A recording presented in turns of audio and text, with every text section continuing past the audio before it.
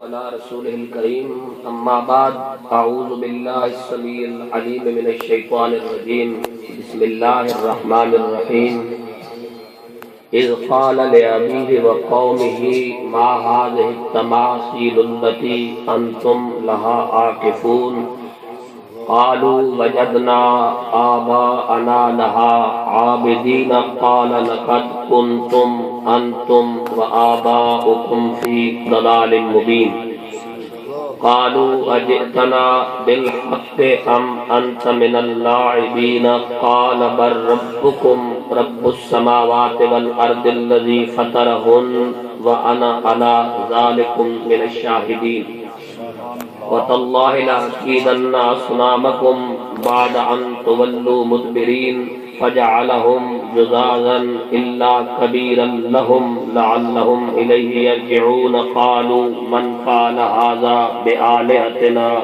إنه لمن الظالمين قالوا سمعنا فتى يذكرهم يقال له إبراهيم قالوا فأتوا به على أعين الناس لعلهم يشهدون قالوا أأنت فعلت هذا بآلهتنا يا إبراهيم قال بل فعله كبيرهم هذا فاسألوهم إن كانوا ينطقون فرجعوا إلى أنفسهم فقالوا إنكم أنتم الظالمون ثم نكسوا على رؤوسهم لقد علمت ما هؤلاء ينطقون قال فتعبدون من دون الله ما لا ينفعكم شيئا ولا يضركم أف لكم ولما تعبدون من دون الله أفلا تعقلون قالوا حرقوه وانصروا آلهتكم إن كنتم فاعلين قلنا يا نار كوني بردا وسلاما على إبراهيم صدق الله العظيم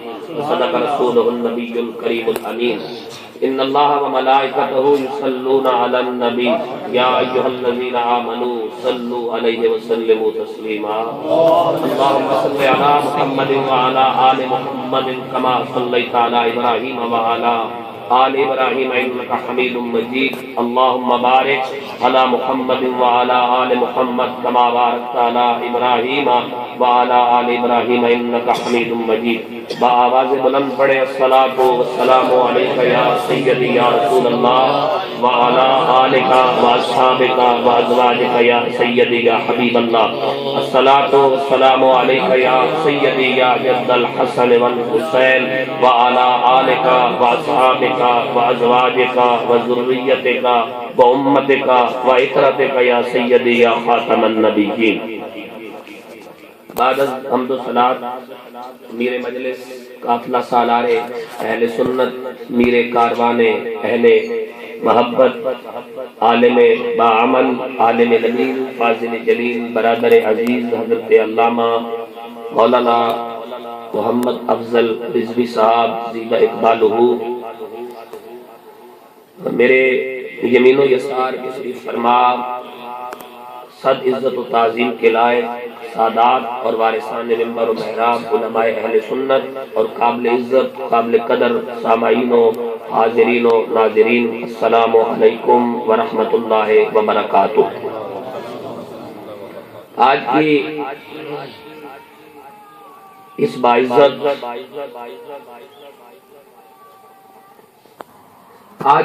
باعزت بابرکت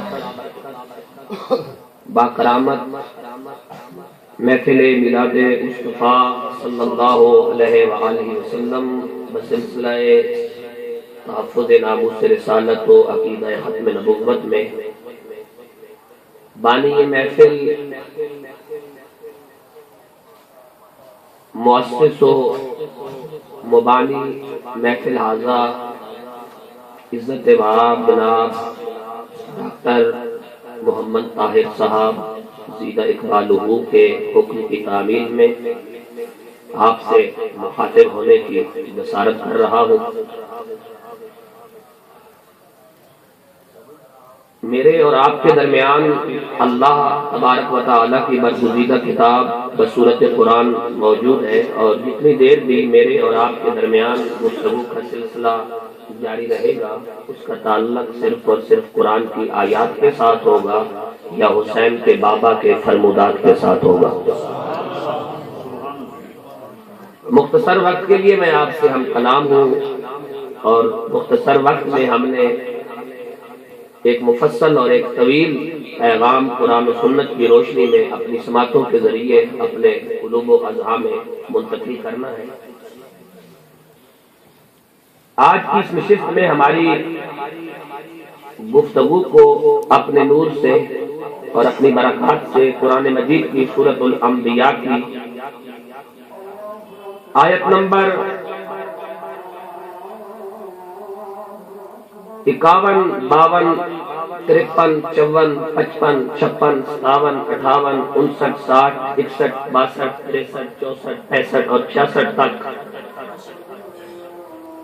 اپنے نور سے اور اپنی برکات سے ہمیں مستفید فرمائیں گے، اور ان تمام آیات کی روشنی میں ہم عقیدہ توحید اور عقیدہ رسالت، عقیدہ ختم نبوت و عقیدہ ناموس رسالت صلی اللہ علیہ وآلہ وسلم کو سمجھنے کی کوشش کریں گے۔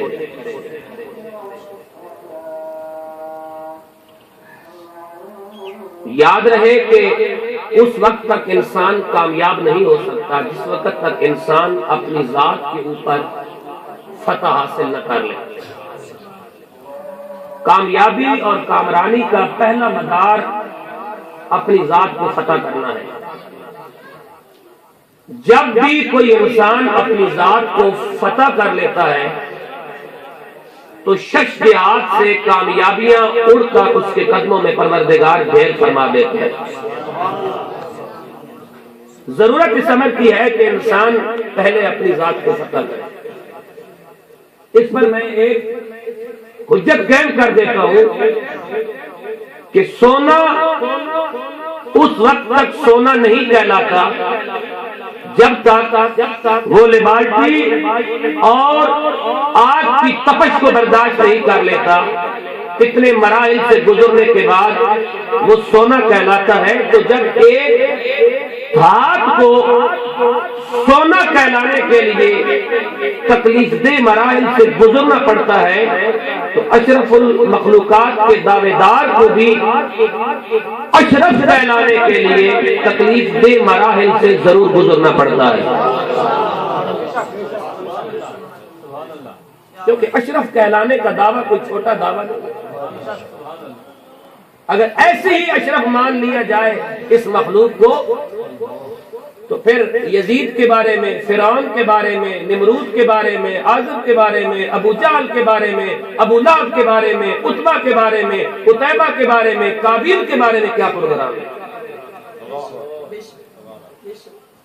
اس کا مطلب یہ ہوا کہ ایک دھات اگر سونا کہلانے کے لیے اتنے تکلیف دہ مراحل سے گزرنے کے بعد سونا کہلاتی ہے تو پھر اشرف المخلوقات ہونے کا دعوے دار انسان اس بات سے غور کرے کہ اشرف کہلانے کے لیے تکلیفوں سے گزرنا پڑتا ہے، تب جا کر کہیں وہ اللہ کی بارگاہ میں اشرف ہونے کا حقدار ٹھہرتا ہے۔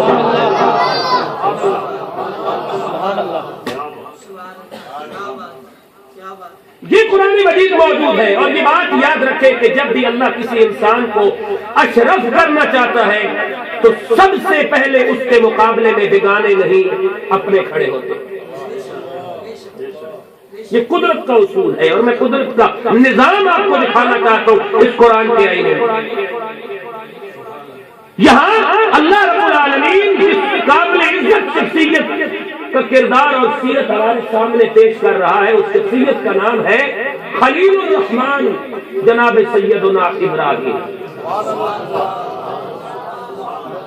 کسی مکتبہ فکر کی نماز اس وقت تک مکمل نہیں ہوتی اور خروج سمعی ہی کی مراحل تک نہیں پہنچتی جب تک اس باعزت شخصیت پر درود نہ پڑھ لیا جائے۔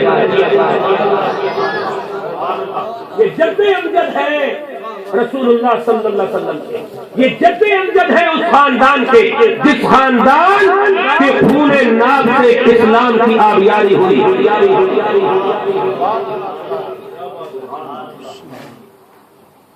اس شخصیت کا کردار پروردگار قرآن میں ایک مقام پہ نہیں، خلیل الرحمن کا ذکر قرآن بار بار کرتا ہے اور بار بار ذکر کر کے بتانا چاہتا ہے کہ جب معصوموں کو اپنے شر کے اظہار کے لیے اتنی مشکل سے گزرنا پڑتا ہے تو گنہگاروں کو کتنی مشکل سے گزرنا پڑے گا۔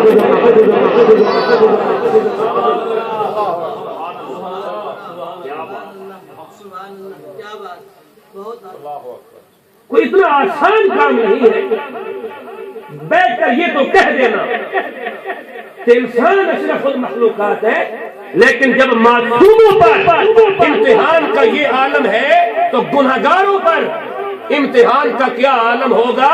اگر معصوم اتنی تکلیفوں سے گزرتے ہیں، معصوم اتنی تکلیفوں سے گزرتے ہیں تو پھر اشرف المخلوقات کا دعویٰ کرنا اتنا آسان نہیں، اس کے لیے 6 مہینے کا اجر بھی قربان کرنا پڑتا ہے۔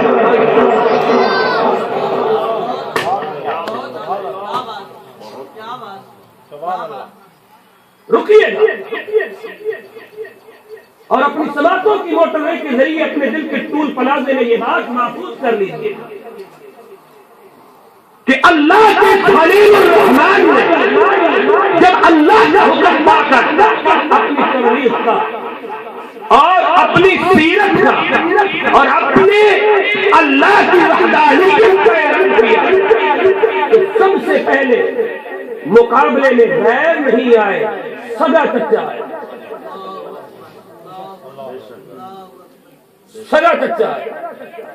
اور سگا چچا بھی وہ ہے جو فقط چچا نہیں، صرف بت فروش نہیں، اس سلطنت کے اندر جسے بابل کی سلطنت کہا جاتا ہے، اس پوری سلطنت کے اندر، پوری سلطنت میں جہاں جہاں بھی خدا فروخت ہو کے جاتے ہیں اس کی منظوری کے ساتھ جاتے ہیں۔ تاریخ میں یہ منظر بھی دیکھا ہے کہ الہ بھی فروخت ہوتے ہیں۔ اتنا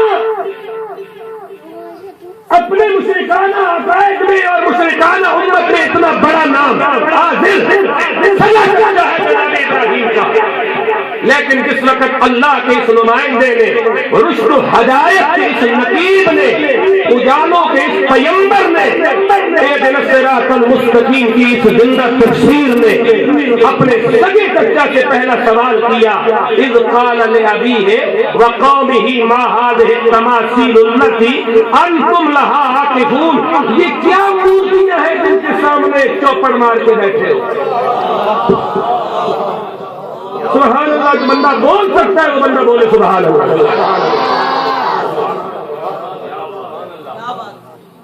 یہ پہلا سوال غیر سے نہیں ہو رہا، اپنے باپ کے سگے بھائی آگے سے ہو رہا، سگے چچا سے ہو رہا۔ اذ قال لأبیہ وقومہ ما هذه التماثیل التي انتم لها عاکفون، یہ اجالوں کا نقیب، یہ ہدایت کا نقیب، یہ رشد و ہدایت کا پیغمبر، یہ اہدنا الصراط المستقیم کی پریکٹیکل تفسیر جس کا نام ابراہیم خلیل الرحمن ہے اور جد امجد ہے اس کردار کا کہ اسلام کو جتنی بھی آبیاری ملی ہے اسے گھر کے جھوٹ سے ملی ہے۔ اذ قال لأبیہ وقومہ ما هذه التماثیل التي انتم لها عاکفون، یہ کیا ہے؟ یہ مٹی کی مورتیاں، یہ لکڑی کی مورتیاں، یہ پتھر کی مورتیاں، ان مورتیوں سے انسان آج بھی نہ نکلا۔ اگر کاش کے انسان ان مورتیوں کو چھوڑ دیتا تو اسے معلوم ہو جاتا کہ عقیدہ تحفظ ختم نبوت و نعوت رسالت کی اہمیت کیا ہے۔ فرق اتنا ہے کہ وہ مٹی کی مورتیوں کے پجاری تھے، تم چمڑے کی مورتیوں کے پجاری۔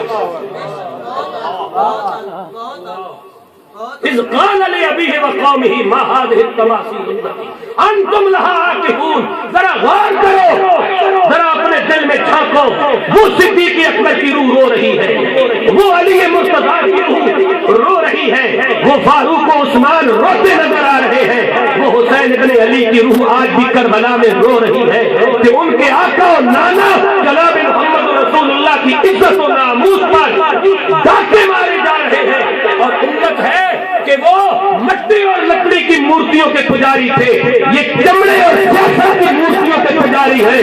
اور قرآن کہنا چاہتا ہے کائنات میں اگر کوئی نظام ہے تو نظام صرف ایک ہی کہلانے کا حقدار ہے جو حسین کا نانا لے کے آیا ہے.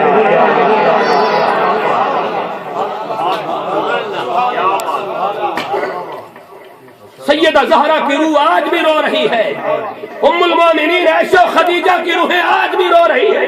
اور امت ہے کہ امت ابھی چمڑے کی مورتیوں سے باہر نہیں آئی. سوال ہے ابراہیم کی زبان میں، اذ قال لأبیہ وقومہ ما هذه التماثیل التي انتم لها عاکفون. اجالوں کا نقیب حق کا پیغمبر پوچھ رہا ہے چچا یہ کیا ہے جن مورتیوں کے سامنے تو اور ساری قوم اپنی جبین سائی کرتی ہے؟ تو چچا جواب کیا دیتا ہے؟ آج ہر قوم اور ہر قوم کا بندہ اور ہر مزاج کا بندہ اور اس سوسائٹی کا بندہ اور اس گلیکسی میں رہنے والا ہر بندہ سوچے جو ابراہیم کے چچا نے جواب دیا تھا آج کہیں یہی جواب ہمارا بھی تو نہیں؟ اگر یہی ہمارا ہے تو پھر یہ ہدایت نہیں، یہ مشرکانہ عقائد ہے. ہدایت اس کا نام ہے کہ جو ابراہیم جواب دینے جا رہا ہے.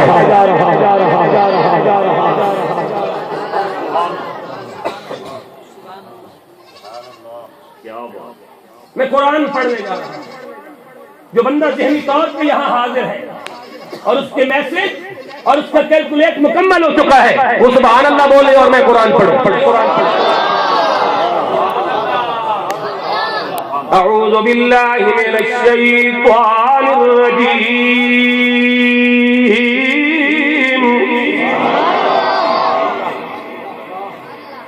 بسم اللہ الرحمن الرحیم. اذ قال لأبيه وقومه ما هذه التماثيل التي أنتم لها عاكفون.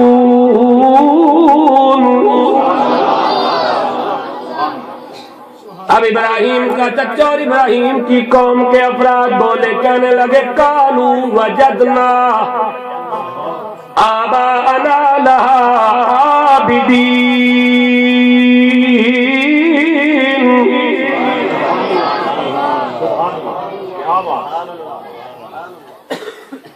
اب اندھیروں کے نقیبوں نے آگے جواب دیا رشد و ہدایت کے اجالوں کو.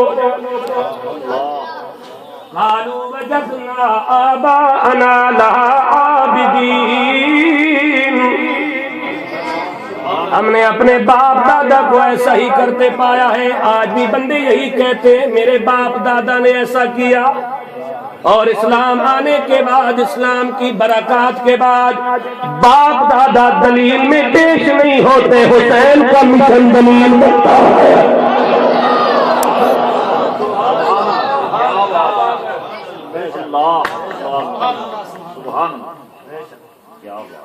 اسلام آ جانے کے بعد باپ دادا بطور ثبوت پیش نہیں ہوتے، حسین اور حسین کا مشن ثبوت کے طور پہ پیش. مکے کے کافر بھی یہی بات کیا کرتے تھے ہمارے باپ دادا. اور میرے رسول نے کیا آ کے حجت قائم کی کہ اللہ کی توحید اور میری رسالت کے بعد باپ دادا حجت نہیں بنتے، میرا کردار حجت بنے گا، میرے صحابہ کا مشن حجت بنے گا، اور کربلا تک حسین ابن علی کے علی اکبر کا خون حجت بنے گا. کہ ناموس رسالت کا مسئلہ اتنا اہم مسئلہ ہے کہ اگر 6 مہینے کا اثر بھی قربان کرنا پڑے تو کر دیجیے، پیچھے مت ہٹیے. کبھی حسین ابن علی کی روح سے سوال تو کرو نا کہ 6 مہینے کے اثر سے کوئی یزید کا کوئی جھگڑا نہیں، آپ کیوں لے گئے؟ کہا میں نانا کی امت کی ہدایت کا رہبر و نمائندہ بن کر ایک صراط المستقیم کی زندہ تفسیر کرنے جا رہا ہوں. کہ ناموس رسالت کا مسئلہ اتنا اہم مسئلہ ہے کہ اگر 6 مہینے کا اثر بھی دینا پڑے تو دے دینا، نبی کی حرمت بچانے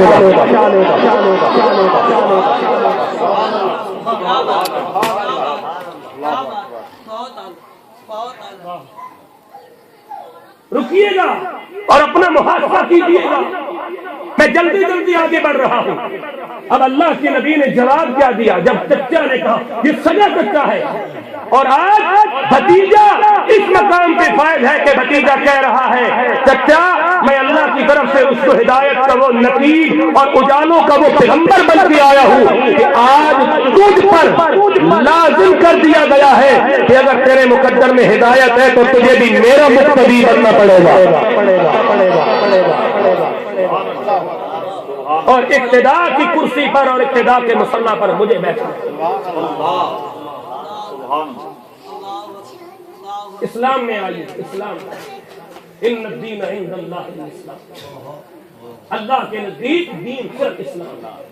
یا ایھا الذین، قرآن نے نہیں کہا یا ایھا الذین آمنو، اے ایمان والو ادخلوا فی السلم کافہ، پورے اسلام میں آ جاؤ. پورے اسلام میں آ جاؤ. کیوں قرآن کی آیت نازل ہوئی تھی؟ حضرت یعقوب علیہ السلام کے دور میں اونٹ کا گوشت حرام قرار دیا گیا تھا یہودیوں پر. جب کچھ یہودی ایمان لے آئے مدینہ میں تو کہنے لگے ہم نماز پڑھیں گے، روزہ رکھیں گے، حج کریں گے، زکات دیں گے، جہاد دیں گے، ناموس رسالت کی حفاظت کریں گے، قرآن پڑھیں گے، تسبیح پڑھیں گے، صدقہ دیں گے، خیرات کریں گے، لیکن اونٹ کا گوشت نہیں کھائیں گے. جب یہ کہا نا تو فوراً آسمانوں پہ حرکت ہوئی. جبرائیل فرمایا لے جا قرآن یا ایھا الذین آمنوا ادخلوا فی السلم کافہ. ایمان والو اگر ایمان لے آئے ہو تو پھر پورے اسلام میں داخل ہو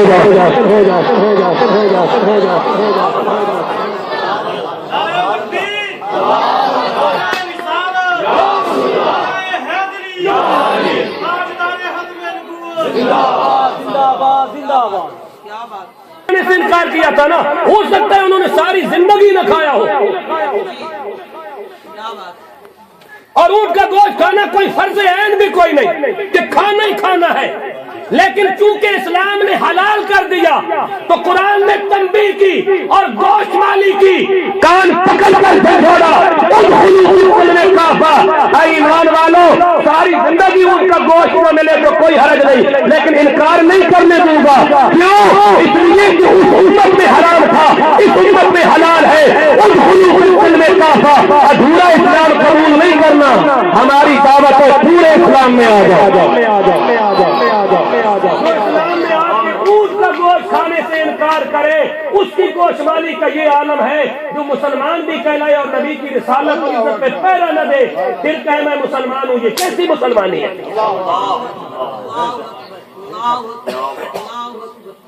اونٹ کا گوشت کھانے سے انکار کرے صحابی کو قرآن کہتا ہے ادخلوا فی السلم کافہ، پورے اسلام میں داخل ہو جاؤ.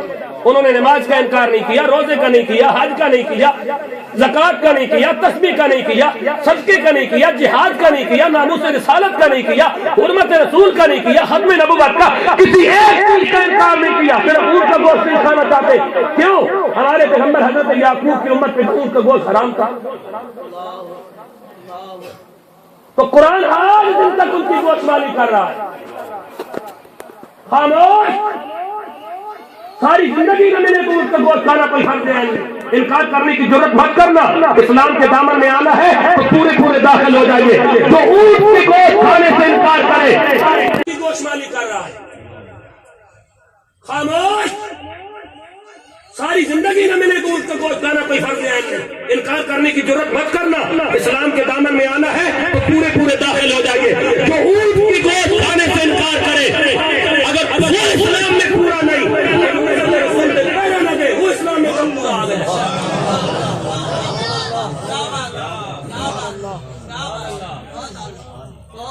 جو حرمت رسول کی پاسداری نہ کرے وہ کب آ گیا اسلام کے اندر پورا. ہم بھی مسلمان ہیں، تمہاری مسلمانی کا کسی نے نہیں انکار کیا. اس سوال کا جواب دیجیے. ادخلوا فی السلم کافہ.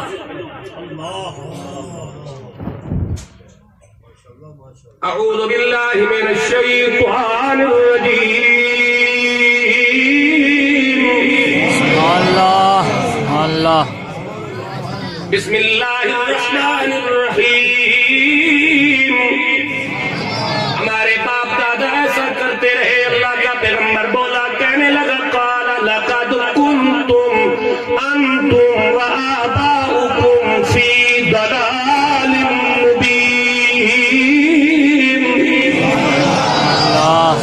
اللہ. فرمایا تم بھی گمراہ، تمہارے باپ دادا بھی گمراہ. باپ دادا کو دلیل بناتے ہو، میں وہی کا نکیل بن کے کھڑا ہوں، تم کہتے ہو باپ دادا نہیں کرتے. قال لقد كنتم انتم وآباؤكم في ضلال مبين.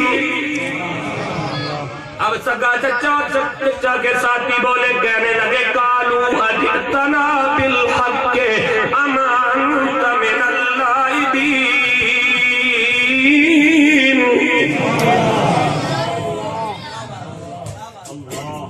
کہنے لگے اے ابراہیم صرف کھیل تماشا لے کے آئے ہو یا کوئی پیغام بھی؟ اب اللہ کے نبی نے اپنا پیغام سنایا اور کیا ٹھوس دلیل قائم کی. فرمایا قال بل ربکم رب السماوات والارض الذی فطرهم وانا علی ذلکم من الشاہدین.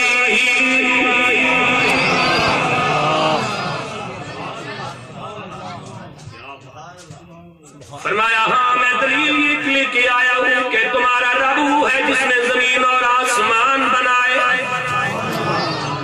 دو جملوں میں کیسی پوری کائنات کو سمیٹ، جس نے زمین اور آسمان بنائے. تو سب کچھ آ گیا اسی کے دامن میں. نبی کے پیغام میں نفسانیت نہیں ہوتی، ہوا و ہوس نہیں ہوتی، ذاتی خواہش نہیں ہوتی. جو بھی ہوتا ہے اللہ کے لیے ہوتا ہے. وَأَنَا عَلَىٰ ذَلِكَ مِنَ الشَّاهِدِينَ. لیکن چچا کہنے لگا یہ کون سا نیا دین لے کے آئے ہو؟ ہمارے باپ دادا کے دین کے مقابلے میں. جب چچا نے غصے کے عالم میں اپنے پیغمبر بھتیجے سے یہ بات کی تو اللہ کا قرآن کہتا ہے، اب اللہ کے نبی نے کیا کہا؟ تَاللَّهِ لَأَكِيدَنَّ أَصْنَامَكُمْ بَعْدَ أَن تُوَلُّوا مُدْبِرِينَ.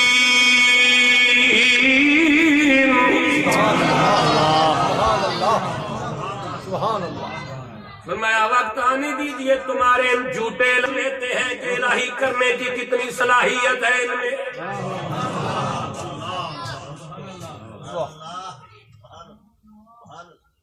اللہ لَأَكِيدَنَّ أَصْنَامَكُمْ بَعْدَ أَن تُوَلُّوا مُدْبِرِينَ.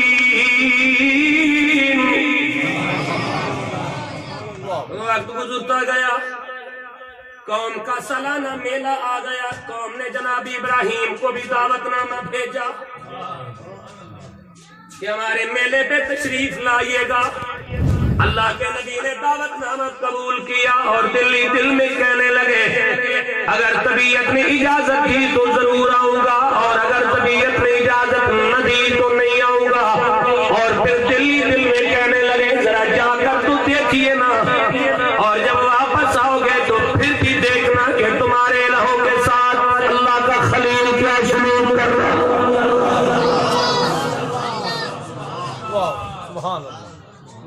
کیونکہ نبی جب ضرورت ہوتی ہے تسبیح پڑھتا ہے، جب ضرورت ہوتی ہے تلوار پڑھتا ہے.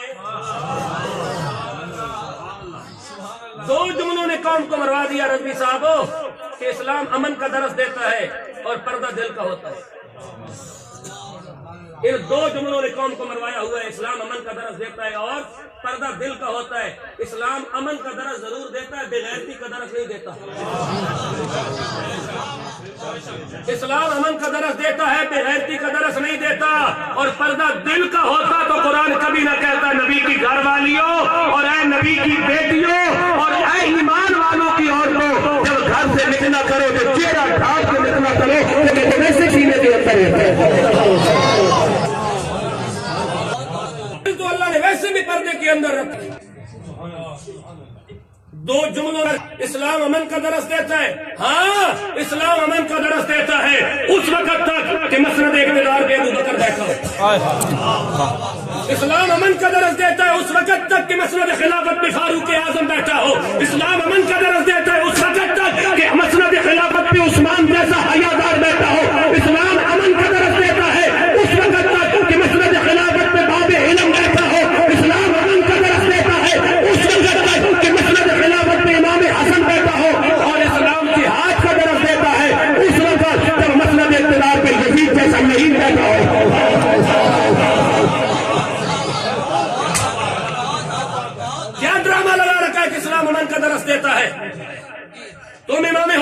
زیادہ امن پسند آ جائے کہ جن کے گھر میں امن اترتا رہا.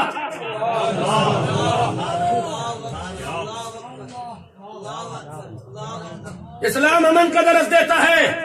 اسلام کا ہے اگر کا تو اداؤ حیا باب علم اور سید الشہداء امام حسن جیسے مسند خلافت میں بیٹھے ہو اور اسلام جہاد کا درس دیتا ہے. کبھی مسند اقتدار حسن حسین پیسہ بتاتا ہے کہ وہ بیٹھے ہو تو اسلام امن کا درس دیتا ہے. شہر سے آ گئے تو اسلام جہاد کا درس دیتا ہے.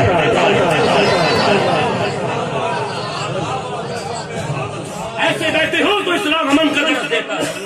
ایسے آ گئے تو اسلام جہاد کا درس دیتا ہے.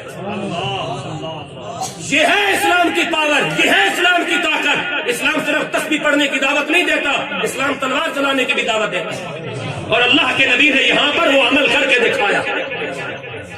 نبی بھی وہ جس نبی کے ذکر کے بغیر نماز مکمل نہیں ہوتی, جس نبی کی یاد کے بغیر صلاۃ مکمل نہیں ہوتی, جس نبی کے عمل کے بغیر مسلمان نہیں ہوتا, جس کی ملت کے بارے میں ایک تحقیق کے مطابق قبر میں بھی سوال ہوگا کہ کس ملت پہ قائم رہا. قبر کے اندر 3 سوال عام بیان کیے جاتے ہیں, 4تھا سوال بھی ہوگا کہ کس نبی کی ملت پہ قائم رہا. جواب آئے گا ملت ابراہیم پہ قائم رہا. سنیے گا اللہ کا قرآن. قوم میلے پہ چلی گئی, بتوں پہ رنگین چادریں چڑھائیں, ان کے سامنے مٹھائیوں پہ چھال رکھے. عجیب ہی الہ خانہ ہے جس کے اندر الہوں کے سامنے مٹھائیاں رکھی جاتی ہیں. کتنا گھٹیا ہے یہ انسان حافظ صاحب, کتنا گھٹیا ہے یہ انسان کہ اگر گرنے پہ آئے تو جانور بھی اس سے پناہ مانگے اور بلندی پہ آئے تو فرشتے بھی اس کے مقدر پہ رش کرے.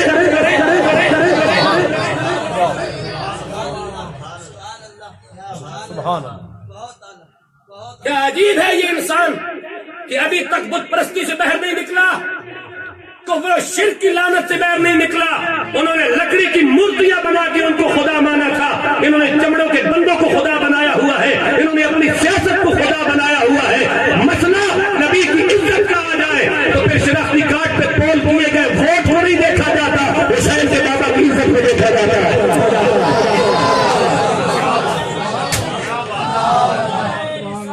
یا رسول اللہ, یا علی.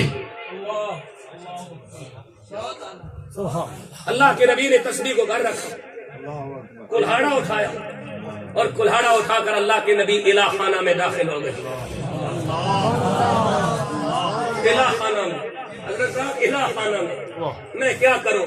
قوم کا بھی شعور دیکھیے کہ خانے میں الہ بند کر رکھا, خانے میں الہ بند کر رکھا. اور اللہ کے نبی جب خانہ میں داخل ہوئے تو پہلے ایک الہ کے سامنے جا کے کہا, رنگین چادریں لپیٹ کے آرام کر رہے ہو, مٹھائیاں سامنے پڑی ہیں, کھاتے کیوں نہیں, کھاؤ. کیا انداز تبلیغ ہے. دوسرے کے پاس رنگین چادریں لپیٹ کر حالت نوم میں ہو, کھاتے کیوں نہیں, رنگین مٹھائیوں پہ نکھیاں بیٹھی ہیں, کھاؤ.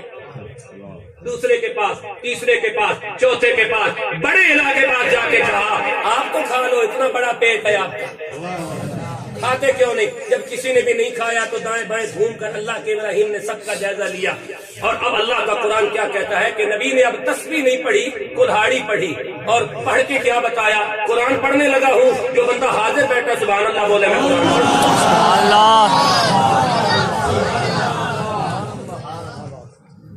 اعوذ باللہ من الشیطان الرجیم.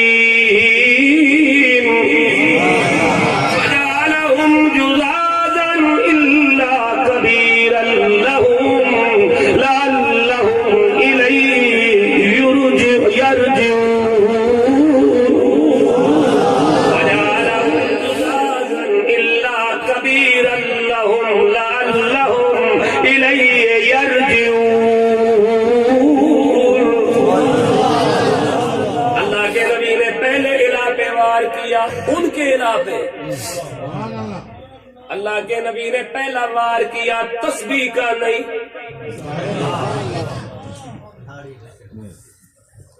اسلام ہے یہ, اسلام تسبیح ضرورت ہے تو تسبیح پڑھ, جب تلوار کی ضرورت ہے تو تسبیح پڑھ رہا ہے, تلوار اٹھا. اسلام میں کئی قسم کے جہاد ہے, جہاد باللسان ہے, جہاد بالقلم ہے. جب غزوہ بدر کے اندر ایک بات بتا دوں، ان کی سماعتوں کے حوالے رضوی صاحب آپ میرے بڑے بھائی ہیں، آپ کو میں ضامن بنا کے ان علماء اہل سنت کو ضامن بنا کے ان کے ثبوت پہ ایک بات کرتا ہوں۔ جب جنگ بدر میں 70 کفار واصل جہنم ہو گئے، 70 کفار قید ہو گئے، کعب بن اشرف قرظی منافقوں کا سردار اور یہودیوں میں قابل فخر آدمی مکے کے مشرکوں کے گھر جا جا کے نہ شعر پڑھتا اور مکے کے مشرکوں کی عورتوں کو رلاتا اپنے مقتولوں پر، تو میرے نبی کا صحابی حسان بن ثابت کا گلی سے گزر ہوا،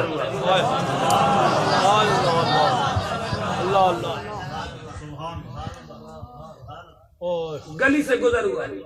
جب گلی سے گزر ہوا نا تو دیکھا کہ کعب بن اشرف قرظی منافق مشرکوں کو رلا رہا ہے ان کے مقتولوں پر، ان کے قیدیوں پر، تو آپ نے کہا ادھر آؤ، سامنے بلایا۔ ساتھ حضرت مالک بن کعب نام کے صحابی تھے حضرت حسان کے، پاس بلا کے کہا ادھر آؤ، ادھر کھڑا ہو، ان کمینوں کو، ان کے کمینوں کی موت پہ رلا رہا ہے، خود بھی رو، اس طرح جس طرح چھوٹی عمر کا کتا بڑی عمر کی کتیا سے مجامعت کرنے کے بعد چیزیں مارتا ہے۔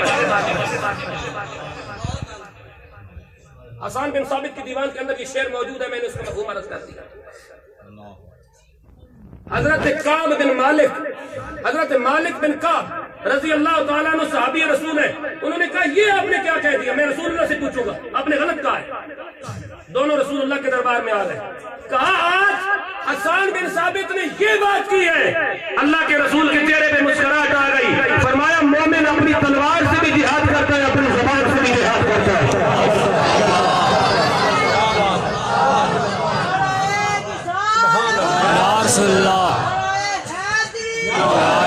آج اسلام کا مذاق بنا دیا گیا، آج اسلام رسوا ہو رہا ہے، اور اسلام ماننے والوں کو فکر ہی کوئی نہیں کہ ہم نے کرنا کیا ہے۔ یہ آج بھی اپنی ڈیڈ عید کی مسجد بچانے کے چکر میں ہے، آج ڈیڈ عید کی مسجد بچانے کی ضرورت نہیں، محمد عربی کا اسلام بچانے کی ضرورت ہے۔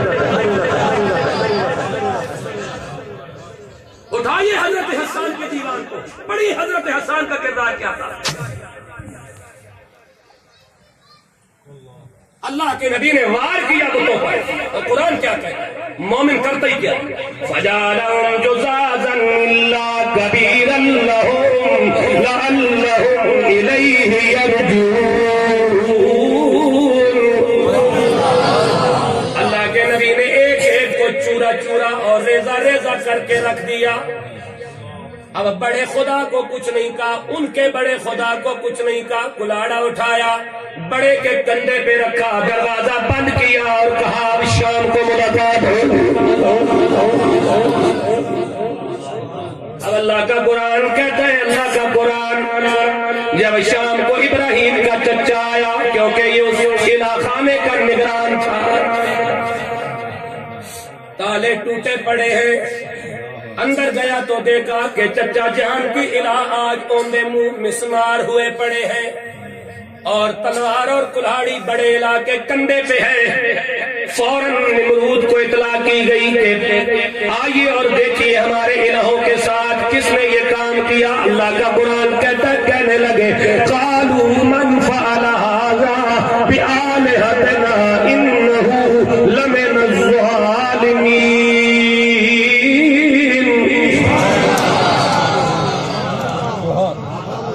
اللہ کا قرآن کہتا ہے کون ہے ظالم جس نے ہمارے الہوں کے ساتھ یہ سلوک کیا۔ یعنی ظالموں کو ظالم نہیں کہہ رہے، معصوم کو کہہ رہے ہیں کون ہے ظالم جس نے ہمارے الہوں کے ساتھ یہ سلوک کیا۔ چند نوجوان بولے، کہنے لگے قالوا سمعنا فتى يذكرهم۔ ایک نوجوان سے ہم اکثر بازار میں یہ گفتگو سنتے رہتے ہیں کہ جب موقع ملے گا دیکھ لینا تمہارے ان جھوٹے معبودوں کے ساتھ کیا سلوک کرتا ہے۔ نمرود کہنے لگا نام کیوں نہیں لیتے، کون ہے؟ اللہ کا قرآن کہتا ہے، کہنے لگا یقال له ابراہیم۔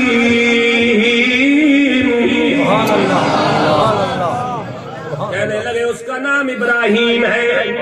اللہ کا قرآن کہتا ہے، کہنے لگے قالوا فاتوا به علی للناس لعلهم يشهدون. اس کو جلدی جلدی بلاؤ، ہو سکتا ہے اس نے اپنے سر کی آنکھوں سے کوئی مشاہدہ کیا ہو. اب اللہ کے نبی کو بلایا گیا. جب اللہ کا نبی ان کے جھوٹے الہ خانے میں پہنچا، ان کے جھوٹے الہوں کے سامنے، تو کہنے لگے قالوا انت فعلت هذا بآلهتنا یا ابراہیم. اے ابراہیم، جلدی جلدی، اے ابراہیم، ہمارے الہوں کے ساتھ یہ سلوک کس نے کیا ہے؟ اللہ کے نبی نے بڑی متانت سے ان کی گفتگو کو سنا. دل پہ ہاتھ رکھنا، اللہ کے نبی نے ان کی گفتگو کو بڑی متانت سے سنا، بڑی سنجیدگی سے سماعت کیا، بڑے تحمل سے سنا، بڑی شرافت کے ساتھ شریف نمائندے نے سنا اور سن کے کہنے لگا، ذرا پھر کہیے کیا کہہ رہے ہو؟ کہنے لگے انت فعلت هذا بآلهتنا یا ابراہیم. ابراہیم، یہ کام تو نے کیا ہے؟ اللہ کے نبی نے کہا نہیں. کہا وہ کیسے؟ کہا اسلحہ بڑے بزرگوں کے کندھے پہ ہے، پوچھ مجھ سے رہے ہو.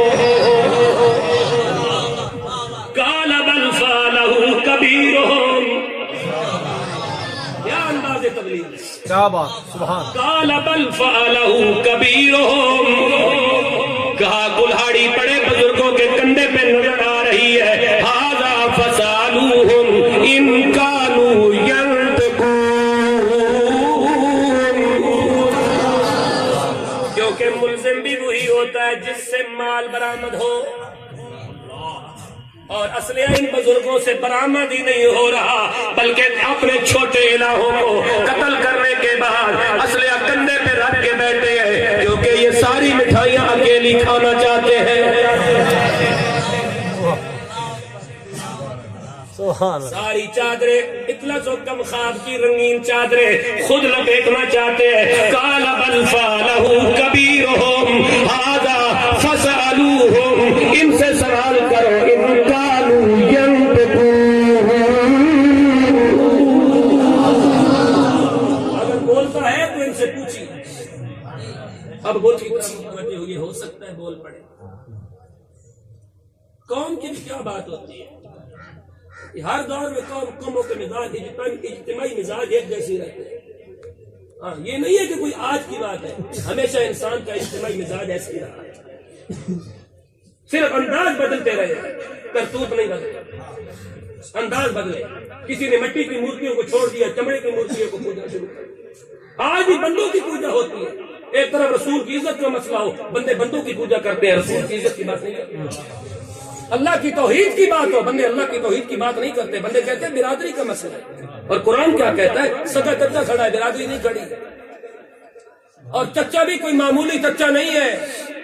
پورے بابل سلطنت کے اندر، پوری سلطنت کے اندر چار طرف جتنے بت جاتے ہیں، الہ اس کی منظوری اور اس کے سٹیپ کے ساتھ جاتے ہیں. لیکن حق کے اجالوں کا نقیب کیا ہے؟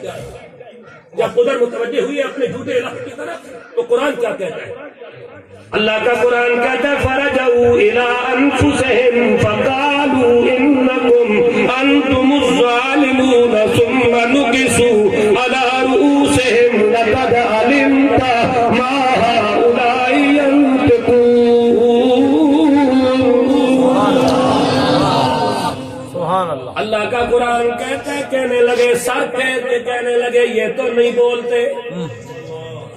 جب کہا یہ نہیں بولتے تو اللہ کے نبی نے اب توحید کی ضرب لگائی، اپنی رسالت کی ضرب لگائی اور کہا کالا فتعبدون من دون اللہ ما لا ينفعكم ولا شيئا ولا يضركم اف لكم ولما تعبدون من دون اللہ افلا تعقلون.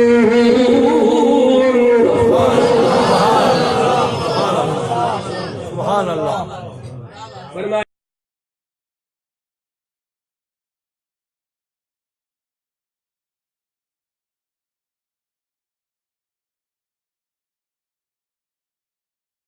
وَلِمَا تَعْبُدُونَ مِن دُونِ اللَّهِ، جو نفع بھی نہ دے نقصان بھی نہ دے، تم ان کے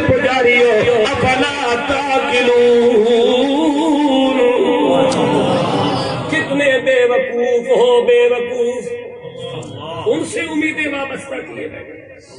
آج بھی تو بندوں کی امید ہی وابستہ ہے نا، اور کیا ہے؟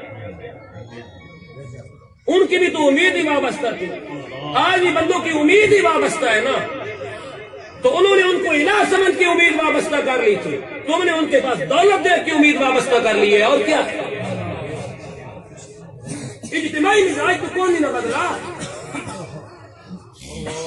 مجموعی مزاج تو کون نہیں بدلا. انہوں نے ان کو الہ سمجھا تھا تو امید وابستہ کر لی. تم نے ان کی طاقت، گاڑی اور دولت دیکھی ہے تو امید وابستہ کر لی ہے تو امید ہی وابستہ. اور اللہ اور رسول کے مقابلے میں کسی سے امید وابستہ کرنا، اسی کا نام تو شرک ہوتا ہے. اُحِلَّكُمْ وَلِمَا تَعْبُدُونَ مِن دُونِ اللَّهِ فَلَا تَعْقِلُونَ. سمیٹ دی میں نے گفتگو، نتیجہ نکالنے لگا. جب ابراہیم کی اس بات کے سامنے قوم لاجواب ہو گئی. نبی ہو یا نبی کا حقیقی نمائندہ، اس کے سامنے کوئی نہیں بول سکتا. کیوں؟ وہ مرضی سے نہیں بول رہا ہوتا، الوہی نظام کے تحت بول رہا ہوتا. قوم لاجواب ہو گئی. اب چاہیے تو یہ تھا کہ یا ابراہیم کی باتوں کا عقلی اور نقلی طور پر رد کرتے کہ تو نے یہ بات کی ہے، اس کا یہ جواب ہے. کوئی جواب آیا؟ ابھی تک قرآن چیلنج دے رہا ہے، جواب نہیں آیا. جواب نہیں آیا تو چپ کر کے سر ابراہیم کے قدموں میں رکھتے اور کہتے ہم مقتدی ہیں، تو مقتدا ہے، ہم عوام ہیں، تو خواص ہے، ہم ادنا ہیں، تو اعلیٰ ہے، ہم امتی ہیں، تو رسول ہے. ہم محروم ہیں، تیرا دامن دھرا ہوا ہے، اور نبی کے دامن میں سر رکھ کے پناہ لیتے. لیکن قرآن کہتا ہے جس وقت دلیل بھی نہیں ختم ہو گئی، ان کے پاس دلیل نہیں رہی، ایمان نہیں لائے، تو قالوا خرقوه وانصروا آلہتکم ان کنتم فاعلین. کہنے لگے آگ جلاؤ اور ابراہیم کو آگ میں ڈالو. یہ جواب تو نہیں ہے. ابراہیم کی دلیل کا یہ جواب ہے کہ آگ جلاؤ اور آگ جلا کر ابراہیم کو آگ میں ڈال دو.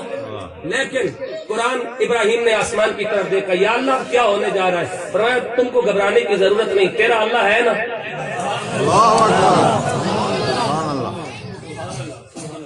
تم کو گھبرانے کی ضرورت نہیں، تم ان کا تماشا دیکھو، ان کو لگانے دو آگ. پوری سرکاری مشینری آگ لگانے پہ تیار ہو گئی، لیکن بندے تیار ہو گئے، جانور کوئی بھی لکڑی اٹھانے کے لیے تیار. اشرف المخلوقات سے میرا سوال ہے، اور آپ 200 بیٹھے ہوئے بندے کے ذریعے میرا 1.5 ارب مسلمانوں سے سوال ہے کہ جانور تیار نہیں ہوئے لکڑی اٹھانے کے لیے. ایک جانور تیار ہوا تھا جانوروں کی تمام اقسام میں سے، اس کا نام ہے خچر.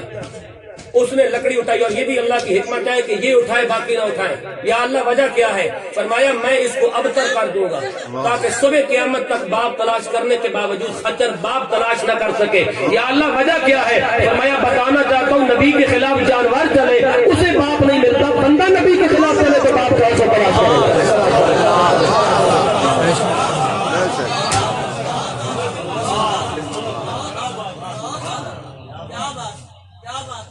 حافظ عاصم صاحب، علماء اہل سنت، افضل رضوی صاحب، حافظ شبیر صاحب، شاہ صاحب قابل عزت، حافظ صاحب قابل عزت احترام سامعین، میں گفتگو سمیٹ رہا ہوں. میری آخری بات غور سے سنو.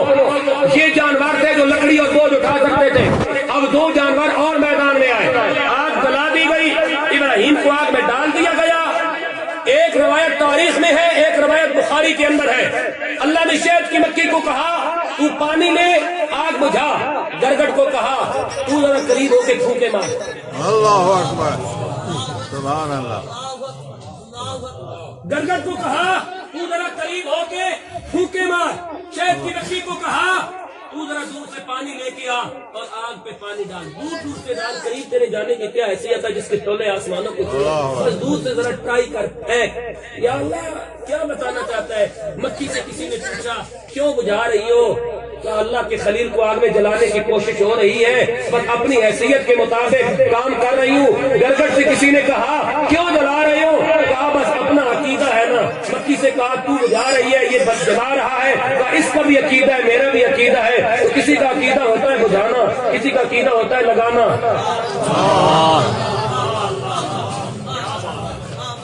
ہاں جی، تو بجھانے والوں میں شہد کی مکی تھی، लगाने वालों में गड़गड़ थी, उसके भड़काने से भड़के कोई नहीं किबला, मक्के के बुझाने से बुझी कोई नहीं।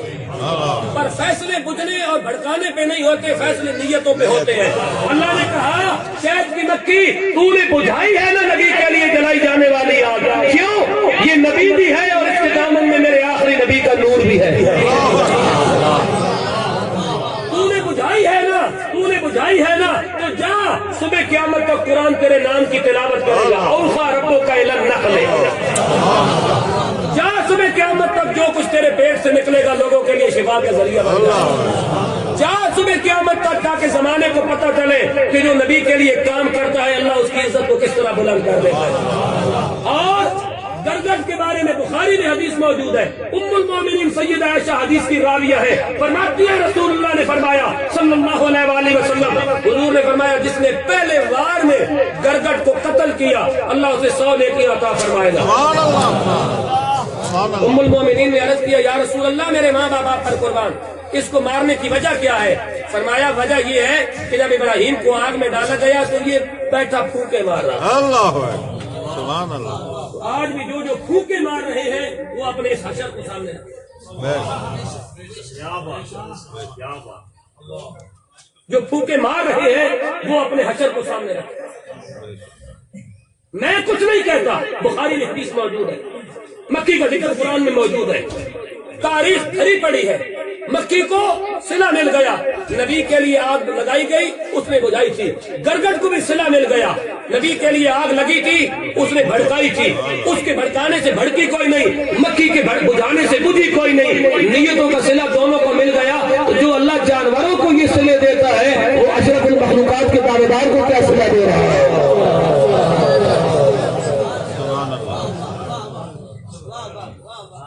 आग लगा दी गई इब्राहिम के चचा ने, और ये बात मैं अगली अर्ज कर दूं, आग लगा दी गई, खलील रहमान को आग में डाल दिया गया। इधर खलील आग में गए, उधर अल्लाह ने आग को मुखातिब किया, कुल्ला या नार कूनी बरदन व सलामन अला इब्राहिम, ऐ आग मेरे खलील के ऊपर सलामती वाली हो जा।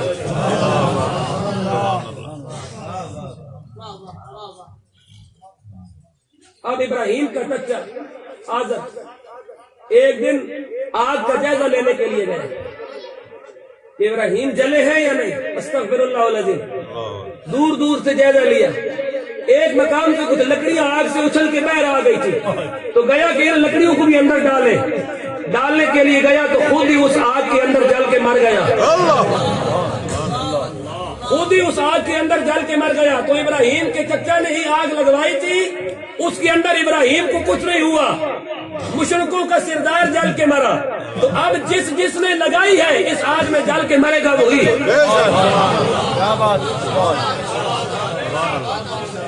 क्यों? ये मसला किसी मौलवी और पीर और सियासतदान की इज्जत का नहीं, ये शरम के बाबा की इज्जत का मामला है।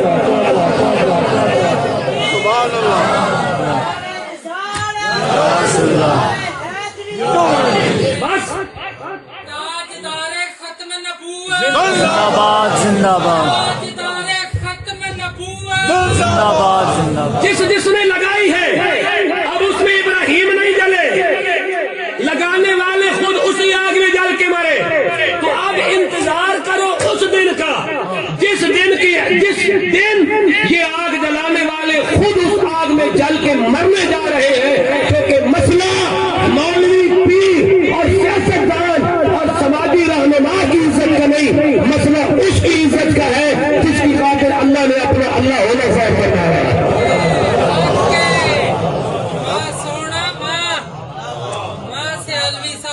पैगाम देना था, मैंने दे दिया। इतना ही पैगाम था आज का। इस पैगाम को दिल में नोट कर लो। सुभान अल्लाह। क्या आपने समझा क्या नहीं समझा वो आप खुद बेहतर जानते हैं। घर जाके रात को सोने लगे, बिस्तर रजाई मुंह पे करके अपने जमीर की चीफ जस्टिस के सामने अपने ईमान को पेश जरूर करना। वाखिर दावाना अल्हम्दुलिल्लाह।